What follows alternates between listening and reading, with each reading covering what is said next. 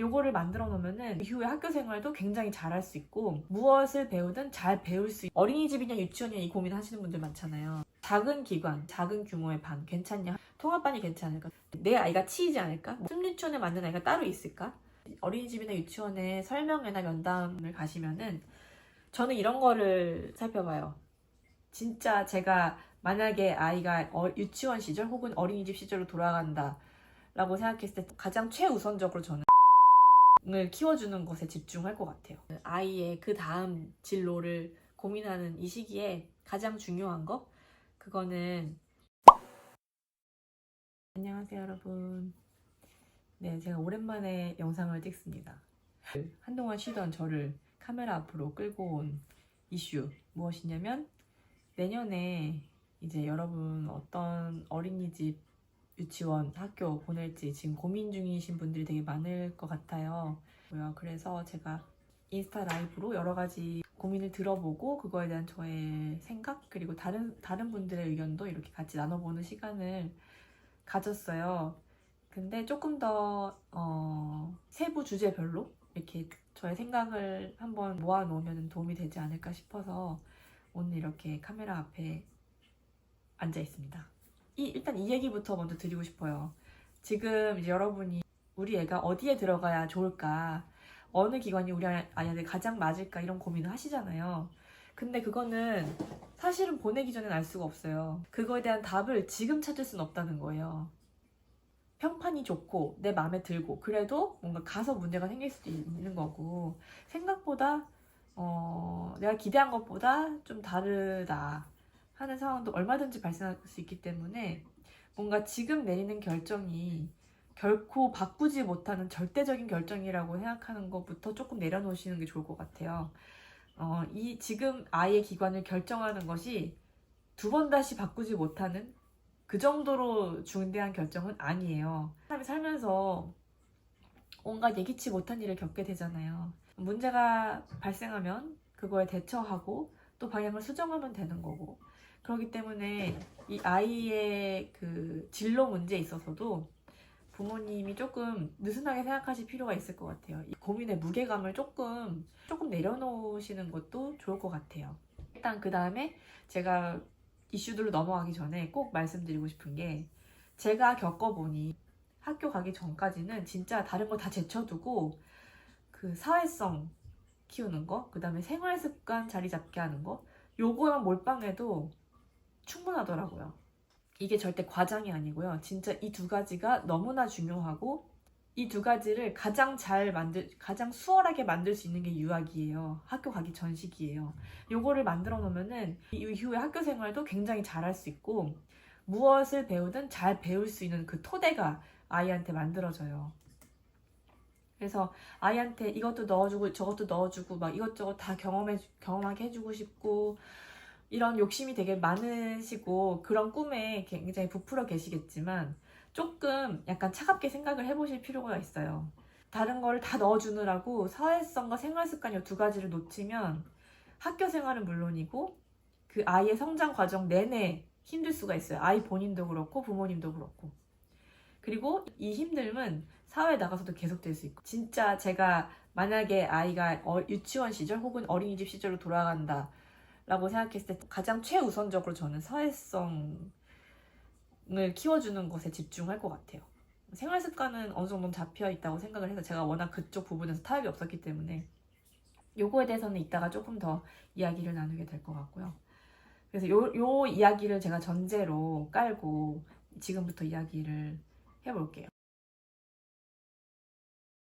몇 가지 선택지를 놓고 고민을 하시잖아요. A 어린이집, B 어린이집, 뭐 A 유치원, B 유치원, C 유치원, 그 다음에 뭐 집 앞에 있는 학교, 배정된 학교와 조금 거리가 있는 사립초, 뭐 이런 식으로 이제 몇 가지의 선택지를 놓고 고민을 하고 계실 거란 말이죠. 많은 분들이 고민을 하고 계시는 그 많은 경우가 제 짐작으로는 이래요. 내가 설명회도 다녀보고 뭐 소문도 들어보고 하니까 끌리는 기관이 한 군데가 있고 근데 남들이 좋다더라 하는 기관이 또 있고 근데 그 두 개가 다를 경우에 되게 고민이 많이 되는 것 같거든요. 제가 짐작하기로는.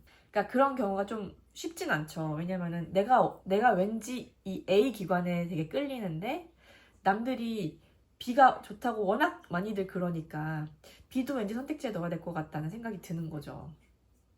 근데 이렇게 약간 그 뭐라지? 유행 같은 거? 유행이나 어떤 대중적인 평판 이것과 나의 선호가 미묘하게 어긋나는 경우에는 저는 부모님의 어떤 선호를 따라가시는 게 좋겠다고 생각을 해요. 그게 결국에는 내 아이는 내 취향대로 키우게 되는 거거든요. 나의 취향이나 선호를 잠시 접어두고 남들 말을 듣거나 남들이 하는 유행대로 따라갔을 경우에 그 부작용이 굉장히 생각보다 클 수 있어요. 그래서 자기의 가치관, 자기 취향 이런 거를 내려놓지 마시길 바랍니다. 이런 큼직큼직한 고민을 할 때 생각보다 엄마의 느낌이라는 게 되게 중요해요. 그러니까 막연한 느낌. 이게 생각보다 중요하더라고요. 이 느낌이라는 거는 그동안 내가 20 몇 년 혹은 30 몇 년, 40 몇 년 살아오면서 내가 실제로 겪은 경험들을 바탕으로 꽤 정확한 데이터가 누적되어서 그것을 근거로 해서 내 느낌이라는 게 생기는 거예요. 그래서 무슨 설명회를 갔다든지 아니면 뭐 원장과 면담을 했다든지 이런 거를 새롭게 겪으면서 거기에 내 느낌이 작용을 해가지고 그 기관을 평가를 하고 판단하게 돼요. 그게 어느 정도는 본능에 가까운 건데 꽤나 확실하다, 꽤나 정확하다라고 저는 생각을 합니다. 그래서 만약에 내가 어떤 기관에 설명회를 갔는데 약간 쎄한 느낌이 있어. 그 쎄한 느낌이 뭔지는 정확히 모르겠지만 실제로 거기는 쎄한 무언가가 있는 게 대부분은 맞아요. 그래서 그런 육감을 그냥 지나치지 않는 게 은근히 중요해요. 사람마다 그 쎄한 느낌을 갖는 포인트가 좀 다르거든요. 근데 그거는 그 사람한테 굉장히 깊이 박혀있는 그 가치관에서 우러나오는 것이기 때문에 그런 느낌이 든다면 이거를 무시하지는 마시라. 그게 나중에 굉장히 중요한 요소가 될 수 있다라는 부분을 알려드리고 싶어요. 그리고 이거는 조금 이제 참 씁쓸한 부분이긴 한데 운이 좌우하는 영역이 되게 커요. 아이가 어디가 다니게 되면은 담임 선생님의 존재가 굉장히 크다라는 거를 매년 깨닫고 있거든요. 근데 이 담임을 내가 고를 수 있는 게 아니잖아요. 내가 기관은 고르지만 담임을 지정할 수는 없는 거잖아요. 그렇다 보니까 이게 되게 어려운 문제예요. 아이의 그 1년은 담임 선생님에 따라서 굉장히 많이 좌우가 되는데 그것이 운에 달려 있다는 거. 이게 굉장히 어떻게 보면은 참 난감한 부분이죠. 그래서 내가 이제 선택지를 추리고 어딘가를 결정을 했어요. 그럼 나머지는 되게 쿨하게 운에 맡길 수밖에 없다. 이렇게 운이 좌우하는 부분에 있어서는 내가 어떻게 할 수 없는 부분이잖아요. 그래서 그거는 그냥 받아들이고 선택할 수 있는 부분만을 놓고 이제 비교해 보면서 최선의 선택을 해야 합니다. 그리고 어느 기관에 가야 우리 아이가 조금 더 잘 맞는 아이들과 지낼 수 있을까? 친구 관계에 있어서 뭐랄까 그 피곤한 일을 덜 겪고 이렇게 원만하게 잘 지낼 수 있을까? 이런 고민도 하시게 될 거예요. 근데 이 역시도 참 씁쓸한 현실이지만 빌런은 어디에나 똑같은 비율로 존재한다는 거. 이 사실을 잊으면 안 돼요. 그래서 내가 기관을 고르고 골라서 갔는데 거기에도 당연히 빌런이 존재하고 그 빌런이 하필 우리 애랑 굉장히 충돌을 많이 하는 일이 생길 수가 있어요. 그리고 운이 나쁜 거죠. 근데 그것 또한 미리부터 너무 이렇게 두려워하지 않으셨으면 좋겠고 그렇게 문제가 생겼을 때 어떻게 해결하는지가 되게 중요한 거예요. 처음부터 그런 것을 피할 수는 없어요. 그래서 저는 크게 이 두 가지 담임 운, 그 다음에 이 아이가 같이 놀게 될 친구의 운, 그 두 가지가 어떻게 보면은 거의 그 기관 생활의 90%인데 그것을 운에 맡겨야 된다는 현실이 빡세긴 합니다. 그렇게 생각합니다. 어쩔 수가 없어요. 인생이라는 게 그렇습니다. 그래서 항상 제가 아까 처음에 말씀드린 이 결정이 이 아이의 모든 것을 결정짓거나 두 번 다시 돌이킬 수 없는 결정은 아니다. 네, 언제든지 수정할 수 있고 그런 노력을 하면 된다. 문제가 닥쳤을 때 그런 이제 약간의 여유로운 마음을 가지고 이 선택하는 작업을 해나가시기를 바랍니다. 자, 그래서 만약에 같은 반에서 빌런을 만나게 됐거나 아니면은 뭐 선생님이 좀 마음에 안 들어 이런 이유, 그 밖에 다른 이유들로 기관을 옮기고 싶은 일이 생길 수 있어요. 근데 저는 이미 적응이 끝난 상태라면 기관을 웬만하면 옮기지 않는 게 좋다고 생각하는 편이에요. 어떤 문제가 발생했을 때 문제를 마냥 피해서 도망가기보다는 그 안에서 어떻게든 해결을 하려고 노력하는 것이 비록 굉장히 힘들고 많이 지치는 일이에요. 그리고 되게 막막하기도 하고 시간도 많이 걸리고, 그래도 도와주는 사람들이 있다. 예를 들어 담임 선생님이 되게 적극적이시다 라든지 원 차원에서 도움을 준다 라는 의지가 보일 때에는 그런 문제들로부터 도망가지 않고 좀 직면을 해보고, 문제가 생겼다 하면은 옮기고 하는 것은 아이한테 교육적으로도 별로 좋지는 않아요. 뭔가 문제를 맞닥뜨렸을 때 해결을 해냈다라는 경험이 심어지는 게 훨씬 더 좋거든요. 그리고 결정적으로 옮긴 곳에서 유토피아가 보장되지 않아요.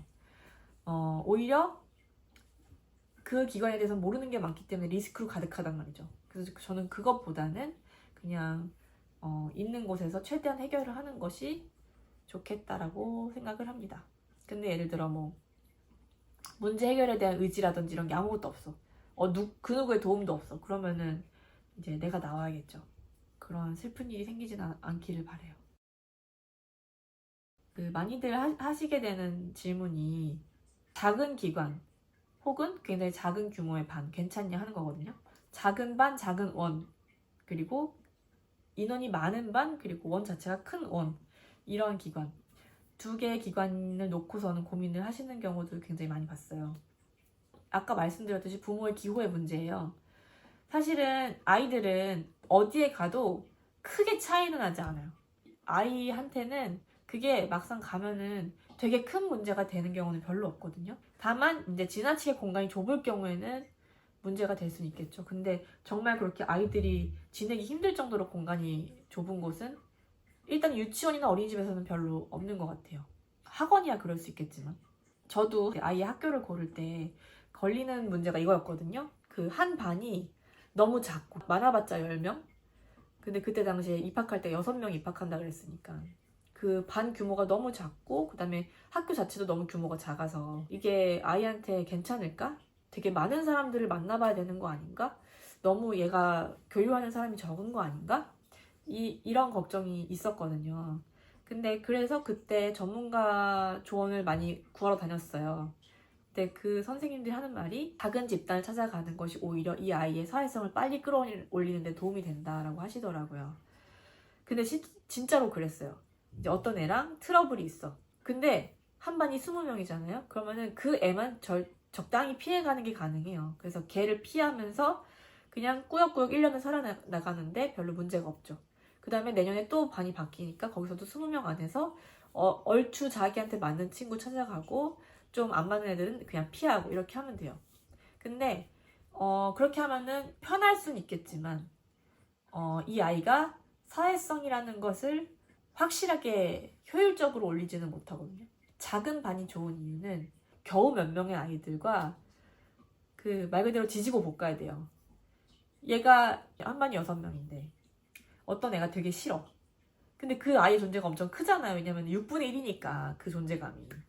그러면은 그 매일매일이 굉장히 힘들 수 있어요. 매 시간마다 걔를 봐야 되고 놀이 시간에도 걔랑 같이 놀아야 되고 막 이러면서 아이에게 굉장히 고통스러운 시간이 될 수 있거든요. 근데 그 아이 자체가 굉장히 막 악랄한 아이가 아니라 그냥 안 맞거나 아니면은 조금 뭔가 미숙하거나 그래서 발달을 도와줘야 되고 막 이렇게 해서 해결되는 부분이라면 그 아이랑 계속해서 아이가 부딪히면서 문제를 인식하고 해결책을 찾고 뭔가 그 의사소통이나 이런 데 있어서 아이 본인도 새로운 소통 방법을 실험해보고 본인이 뭔가를 해결했을 때 그 뿌듯함도 느끼고 그렇게 하면서 아이의 사회성이 길러지는 거거든요.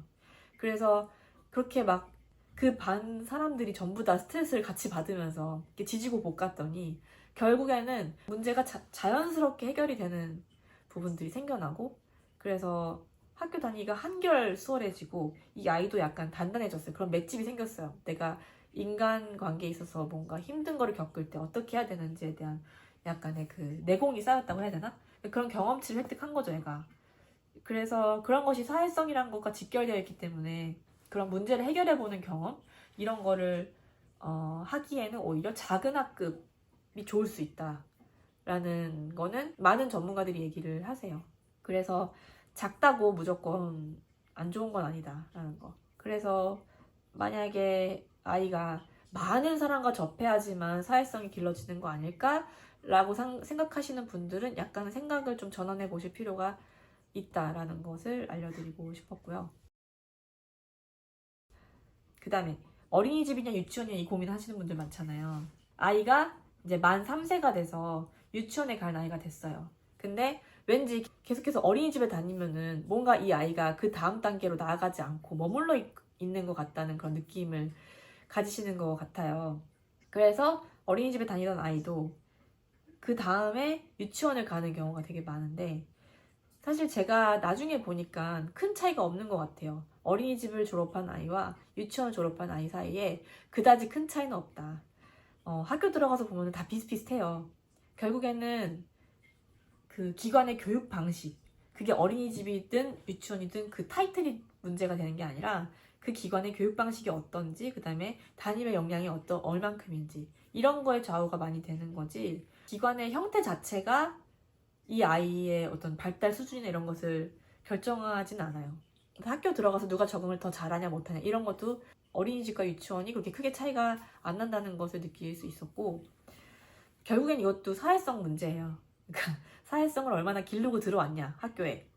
요게 포인트인 것 같아요. 그래서 아이가 곧 만 3세가 돼서 유치원에 갈 나이가 되는데 지금 아이가 다니고 있는 어린이집이 만족스럽고 7세 반까지 있으면은 일부러 유치원 찾아갈 필요는 없다고 생각을 해요.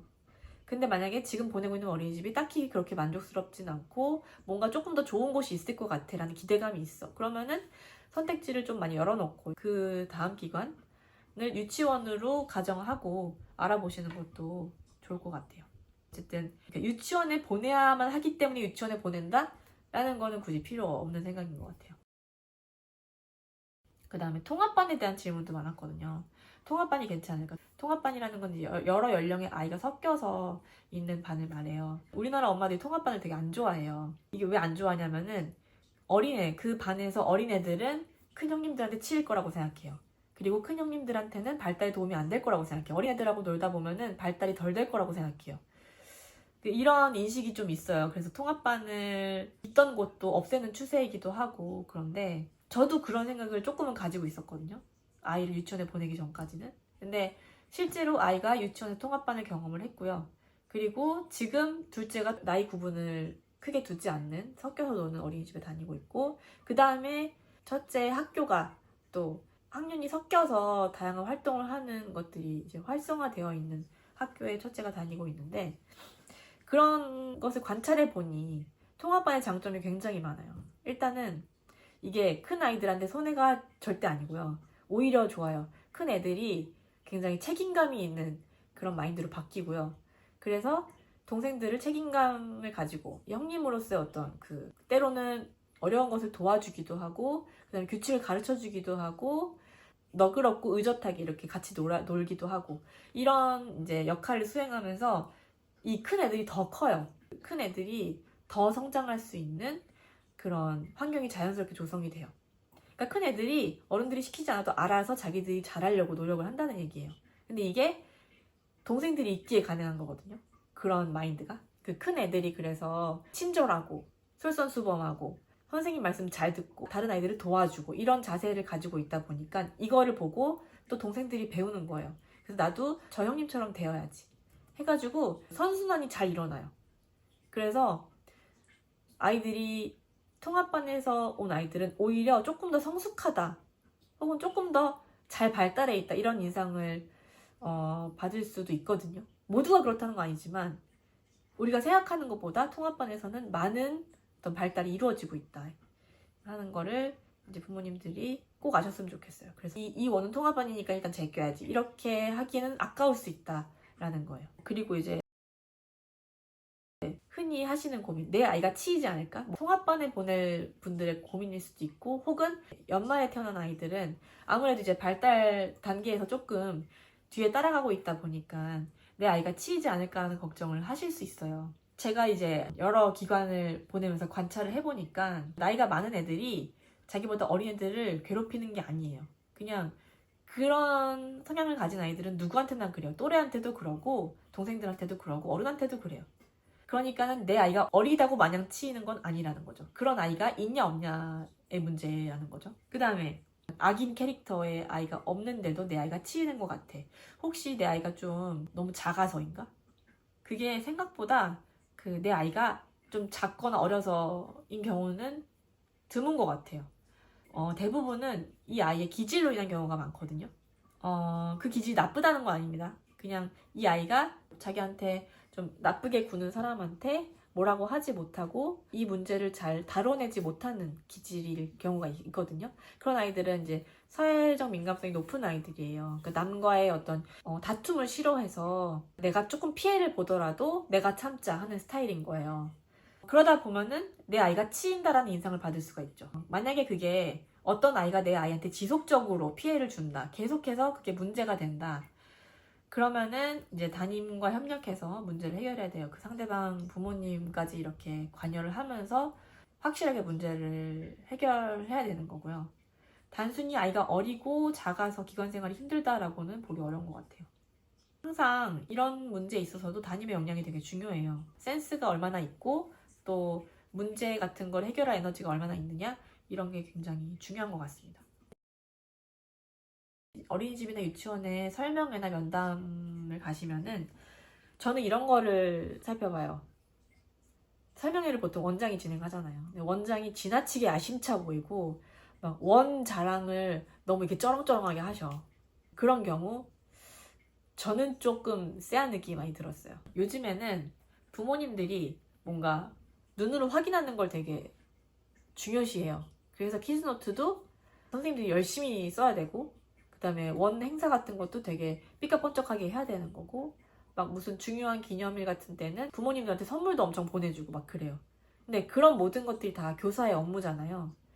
이런 거를 너무 많이 하는 원은 교사의 업무가 굉장히 많고 부담이 되고 있을 수 있어요. 근데 우리 아이를 가르치는 선생님이 업무가 너무 많아서 힘이 든다. 그럼 당연히 내 아이를 보는 데에 에너지를 덜 쓸 수밖에 없잖아요. 자기 업무, 그 보육 외적인 업무를 많이 해야 되면은 에너지가 당연히 분산이 되기 때문에 인간이니까 어쩔 수 없잖아요. 그래서 설명회 같은 데 가서 보셔야 될 게 거기 설명회 가운데 서신 분이 아니라 그 주변에서 보조하고 있는 선생님들의 표정과 자세예요. 그분들이 약간 표정이 안 좋고 되게 소극적이고 이러면은 굉장히 끌려간다라는 느낌이 많이 들면은 이제 그 원은 아 선생님들이 조금 힘들어하는 곳이구나 이런 것을 이제 파악을 하셔야 돼요. 원의 환경도 그래서 전반적으로 좀 수수한 곳이 좋은 것 같아요. 너무 이렇게 꾸밈 요소가 지나치게 많은 곳은 그만큼 선생님들이 노동을 하는 거고 그것도 막 계절마다 갈아치우고 막 이러거든요. 근데 그게 다 일이에요. 선생님들 일이고 그 시간에 조금 더 여유롭게 일을 하실 수 있으면 좋은데 그러지 못하고 있다는 거니까 그런 부분 요소들을 잘 보시면 좋을 것 같아요. 선생님이 일하기 편해야 아이들도 편하게 잘 지내고 확실히 업무 강도가 높은 원이 선생님들이 좀 덜 친절해요. 아이들한테. 그게 이제 인간이기 어쩔 수 없다는 거예요. 또 한 가지는 어린이집과 유치원의 특별활동, 외부 체험활동, 그 다음에 방과 후 프로그램 이런 것을 너무 욕심내지 않았으면 좋겠어요. 사실은 그게 가성비가 좀 별로예요. 제가 봤을 땐 그래요. 대부분의 프로그램들이 그 나이에 꼭 하지 않아도 되는 것들이 굉장히 많습니다. 이게 그러니까 마치 특별 프로그램을 위해서 끼워 넣은 특별 프로그램인 경우가 굉장히 많이 있고 실제로 아이들이 즐기면서 무언가를 체득하고 발달에 도움이 되고 이런 활동이 많이 없어요. 우리 원은 이것저것 많이 한다 하는 게 과연 아이한테도 좋을까라는 건 한 번쯤 의문을 가져보시는 게 좋을 것 같아요. 미취학기의 아이들은 사실은 편하게 놀 수 있는 게 제일 좋거든요. 그러니까 시간표가 빡빡하고 아이들의 스케줄이 너무 다채로워. 이런 곳은 아이한테는 실질적인 도움이 안 될 가능성이 높다. 저희 경험에 근거해서 말씀드리는 거고요. 또 하나, 이런 질문 요새 많이 하시더라고요. 숲유치원. 숲유치원에 맞는 아이가 따로 있을까? 어린 시절에 자연 속에서 노는 게 중요하다는 생각은 누구나 하는 것 같아요. 그러다 보니까 숲유치원도 고려를 하시는 분들이 있는데, 이제 내 아이가 숲유치원에 안 맞는 것이 아닐까라고 고민을 하세요. 저희 아이는 하루 종일 밖에 안 나가도 괜찮은 아이였어요. 하루 종일 몸놀이를 안 해도 상관이 없는 애였거든요. 책을 좋아했고, 그림 그리기, 그 다음에 놀이 같은 것도 앉아서 사부작 하는 놀이를 되게 좋아했어요. 그래서 저는 오히려 숲유치원에 보냈어요. 숲에서 좀 뛰어놀으라고. 그 유치원에서 그런 활동을 하면 얘도 억지로라도 움직이게 되잖아요. 너무 이 아기 때 많이 안 움직였다라는 것이 후회돼가지고 숲유치원에 넣었어요, 아이를. 근데 주변에선 이런 얘기도 들려요. 아이가 너무 정적으로 노는 아이여가지고 숲유치원이 안 맞을 것 같다, 이런 생각들을 많이 하시는 것 같아요. 근데 저는 숲유치원에 맞는 아이, 안 맞는 아이는 따로 없다고 생각해요. 왜냐면 기본적으로 인간은 자연에서 편안함을 느낄 수 있게 이렇게 설계된 존재예요. 지나치게 덥거나 뭐 비가 너무 내리거나 너무 춥거나 이런 데서는 당연히 편안함을 못 느끼겠지만, 그냥 보통 이렇게 자연을 거닐거나 할 때 편안함을 느껴야 되는 존재거든요. 인간은 기본적으로 편안함을 느끼는 존재예요. 아이들도 마찬가지. 아이들은 근데 더 그래요. 우리 어른들보다 훨씬 더 자연에서 더 편안함을 느낄 수 있는 존재예요.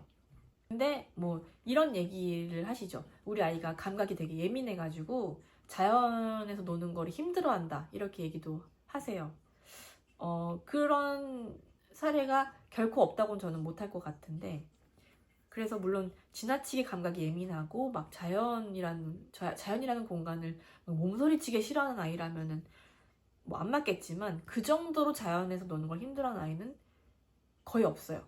시간이 아무리 지나도 자연에서 노는 게 너무너무 힘들고 고통스럽기만 한 아이는 자연에 가기도 전에 이미 일상생활 자체가 되게 힘든 아이일 가능성이 높아요.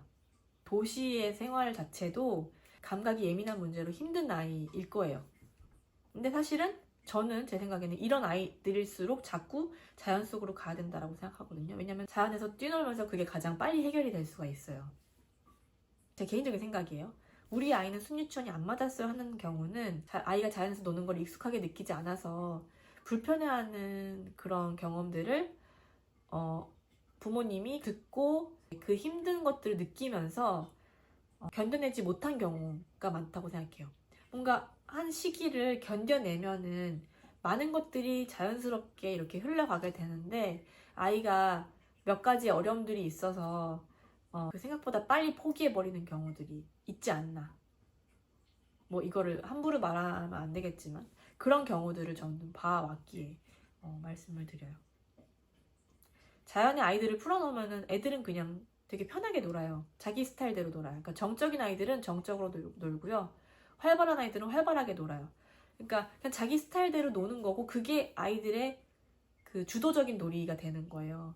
아이의 주도성을 길러주는 게 그렇게 자유롭게 놀게 하는 거고, 이왕이면 그 환경이 자연 속이면 더 좋다라는 생각은 저는 확고하거든요. 이렇게 자연이 아이들한테 해줄 수 있는 게 뭐냐면 자기 조절력을 길러줘요. 아이들은 자연에 가면 되게 많이 다칠 것 같잖아요. 근데 생각보다 되게 안 다쳐요. 왜냐면 아이들이 스스로 조심해요. 그게 자기 조절력이에요. 그래서 저 숲유치원 3년 동안 보냈지만 선생님들이 항상 얘기했어요. 자연 속에서 아이들은 더 안전하다고. 그 다음에 그 영어 유치원 포함 학습 위주의 기관에 보내는 것을 이제 고려하고 계신 분들 있잖아요. 그 사이에서 갈등하고 계신 분들이 되게 많으실 거예요. 당연히 고려하셔도 되지만 학습식 유치원으로 보내면서 놓치게 되는 것이 분명히 있을 거예요. 그래서 그런 놓치는 것들이 무엇일까를 조금 냉정하게 살펴보셔야 되고, 그런 것들을 조금 놓치고 가도 괜찮은가를 다시 한번 스스로에게 질문을 해보셔야 된다고 생각해요. 취학 전 아이들 혹은 뭐 취학 후에도 사실은 중요한 게 아이들이 스스로 노는 거예요. 그러니까 자유롭게 노는 시간. 유치원 시기 아이들이 제일 많은 배움이 일어나는 것은 사실은 놀이 시간이거든요. 그래서 놀이를 하면서 아이들이 여러 가지 역할도 경험을 해보고 어떤 갈등도 다뤄보고 그리고 양보나 배려 같은 것도 배우고, 정말 많은 것들이 그 안에서 일어나요. 그리고 자기 주도성 같은 것도 기를 수가 있고, 그리고 남들과 소통하는 법도 배우고, 이 모든 게 다 사회성과 직결이 되어 있거든요. 근데 이렇게 자유놀이 시간을 그냥 한 2, 30분 가져도 되는 일은 아니에요. 이거를 긴 시간 동안 가질 수 있는 그런 여유가 필요해요. 그러려면은 시간표가 빡빡하게 짜여있는 곳에서는 그런 것을 기대하기는 좀 어렵겠죠. 쉬는 시간에 이렇게 조금씩 노는 거 가지고는 아이들이 뭔가 놀이에서 얻을 수 있는 것을 충분히 얻지 못해요. 그거를 1년 한다고 해서 되는 게 아니라는 거죠. 솔직히 말하면 놀이가 그렇게 중요하다고 모든 전문가들이 입을 모아서 얘기하는데 부모님들이 굉장히 그거를 많이 중요하게 생각하지 않으세요. 모든 전문가들이 입 모아서 하는 말을 왜 부모님들이 믿지 않을까, 이런 게 조금 저는 신기한 사람이에요. 사람의 뇌가 몇 살 때 어떻게 발달하고 어떻게 발달하니까 이때는 이렇게 해주고 이렇게 이런 자극을 주세요 라는 것들이 굉장히 매뉴얼화 되어 있는데 왜 유독 우리나라 사람들은 그 매뉴얼을 자꾸 벗어나려고 하는지, 그러면서 계속 불안을 가지고 막 아이를 잡고 이렇게 하는지 잘 모르겠어요. 솔직히 말하면 부디 내가 무엇을 가지고 딱 중심을 잡을 것인지, 무엇이 가장 시급한지 이런 걸 놓치지 않으셨으면 좋겠어요. 진짜로 아까 초반에 말씀드렸듯이 아이의 사회성과 생활 습관을 잘 길러놓으면은 공부도 잘하게 돼 있어요. 진짜입니다. 외국어도 어떻게 보면은 사회성이 길러지지 못한 사람 외국어 배우기 되게 힘들어요. 언어라는 게 기본적으로 의사소통을 위한 도구란 말이에요. 근데 그렇게 언어만 습득을 한다고 해서 이 사람이 소통을 잘할 수 있을까요? 그러니까 소통을 해내는 데에 도구로서 언어가 필요한 거지, 가장 본질적인 거는 이 사람이 의사소통을 하는 능력이거든요. 근데 그 의사소통 능력이라는 거는 내 의견을 정확히 표현할 줄 알고, 상대방의 말을 들을 줄 알고, 의견을 서로 이제 나눌 줄 알고, 생각을 나눌 줄 알고, 그리고 갈등이 생겼을 때 유연하게 말할 줄 알고, 그렇게 해서 기본적으로 이 사람이 의사소통에 있어서 적극성과 약간 스킬 이런 것을 갖고 있어야지만 언어를 잘 구사하는 사람이 되는 거잖아요. 외국어는 그거에 이렇게 뭔가 패치 같은 거예요. 외국어를 잘하면은 외국어 패치를 딱 씌워가지고 그 사람이 소통할 수 있는 인구가 더 늘어나는 거죠. 근데 기본적으로 저는 그 의사소통을 위해서는 사회성을 길러야 된다고 생각을 해요. 그렇기 때문에 당장 이 아이한테 영어를 가르치는 것이 이 아이가 나중에 그 언어를 잘 구사하는 사람이 될지 아닐지를 결정하지는 않는다. 오히려 그 전에 조금 더 기초적으로 탄탄하게 쌓아줘야 될 단계들이 굉장히 많다고 생각해요. 그래서 저는 그런 이유로 영어 유치원은 지나치게 성급하고 가성비가 떨어진다라고 생각합니다. 가성비가 나와서 말인데, 학비가 부담이 되는 경우가 있잖아요. 내가 학비 때문에 기관을 망설이고 있다. 그거는 사실은 되게 중대한 문제예요. 내가 그거를 감당하기가 어려울 것 같아. 내가 예를 들어 어떤 특별한 유치원을 보내려고 해. 근데 거기 원비가 뭐 한 달에 150만 원이야. 근데 그 150만 원은 우리 가게의 어떤 소득으로는 굉장히 버거운 금액이야. 근데 이거를 당장 3년을 내내 해야 되고, 그 이후에 학교에 들어가면은 또 사교육 지출 같은 게 생길 거 아니에요? 그거를 지금부터 벌써 아이에게 몰빵을 할 수 있는지, 이거 자신이 있는지 한번 물어보셔야 돼요. 근데 자신이 있을 수 있어요. 이 정도 금액은 해결할 수 있어요. 근데 그 정도의 약간의 무리 되는 금액을 이 아이한테 들여가면서 내가 이 아이에게서 뭔가 어떤 결과물 같은 걸 기대하지 않을 수 있는지를 묻고 싶어요. 내가 150만 원을 들였으면은 이 아이한테서 뭔가 그 사람의 심리라는 게 내 아이지만 돈을 들인 만큼 뭔가를 확인하고 싶거든요. 근데 아이가 자라는 과정은 뭔가 금방 이렇게 보여지는 게 아니에요. 시간을 굉장히 오래 들여서 뭔가 일관되게 아이에게 경험을 주고 가르침을 주고 해서 서서히 아이가 변화하는 과정이잖아요. 근데 그거를 나는 매달 돈을 낼 때마다 생각을 하게 될 거란 말이에요. 가성비라는 것을. 근데 너무 지나치게 저는 그게 아이한테 가혹한 것 같아요. 그 부모님이 가성비를 따지고 있는 그런 거를 아이한테 드러내지 않는다고 해도 드러날 수밖에 없어요. 내가 돈을 많이 냈으니까 아이한테 어떤 기대를 은연중에 하게 된다는 거, 그리고 그것이 은연중에 아이에게 이제 전달이 된다는 거를 결코 간과하시면 안 될 것 같아요. 그게 아이의 정서에 절대 좋을 리가 없거든요. 그래서 저는 나한테 이 지출이 부담이 될 것 같아 하면은 사실은 미련 없이 그 선택지는 접으시라고 말씀드리고 싶어요. 그렇게 돈을 막 안 들이고도 아이를 잘 키울 수 있는 방법, 그리고 잘 키워줄 기관은 얼마든지 있거든요. 그래서 비용 문제는 정말 꽤나 중요하다. 너무 무리하면 안 된다. 일찍부터 그렇게 무리하면은 나중에 오히려 정말 중요한 돈을 못 쓰게 돼요. 그러지 마시고 오히려 이렇게 돈을 세이브할 수 있는 기관이 많이 있잖아요. 무상교육도 얼마나 많고 그런 걸 최대한 누리시면서 세이브를 해두세요. 정말 필요한 곳 혹은 정말 나 자신 아이를 키우면서 고생하고 있는 나 자신을 위한 복지로 쓰시는 게 저는 훨씬 더 가성비 좋다고 생각합니다. 오늘 여러 가지 얘기를 나눴는데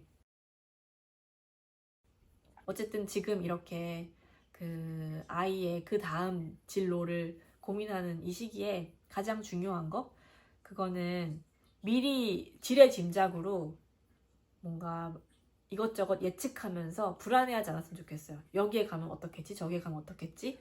뭐 원하던 학교에 넣었는데 추첨해서 떨어졌어. 거기서 막 엄청 좌절하고 그러지 않았으면 좋겠어요. 그런 과정들을 아이가 다 지켜봐요.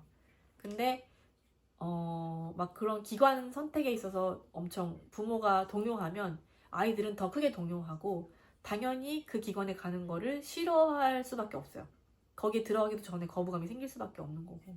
그래서 좀 편안한 마음가짐을 가지려고 좀 애를 써보시고 그 다음에 그 다음 기관에 대한 예고를 자꾸 아이한테 때리지 않는 게 중요해요. 예를 들어 뭐 내년에 유치원 가니까 라든지 내년에는 네가 학교에 가니까 라든지 이런 식의 전제를 너무 깔고서 아이랑 대화하지 마시고 아이한테는 이미 자기한테 이제 예정된 미래가 조금 다른 것이 기다리고 있다는 것이 아이한테 굉장히 이미 스트레스예요.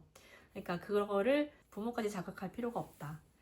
그냥 그저 우리는 하루하루 재밌게 살면서 건강한 몸과 건강한 마음을 이제 가지고 지내면 된다 라고 하고 싶어요. 학교 들어가기 전에 해야 될 거 사실 없어요. 그냥 진하게 노는 거예요. 학교 가면은 확실히 이제 좀 루틴이 달라질 수 있으니까 그래서 지금은 그냥 별 생각 없이 많이 노는 거 추천드리고 싶고요.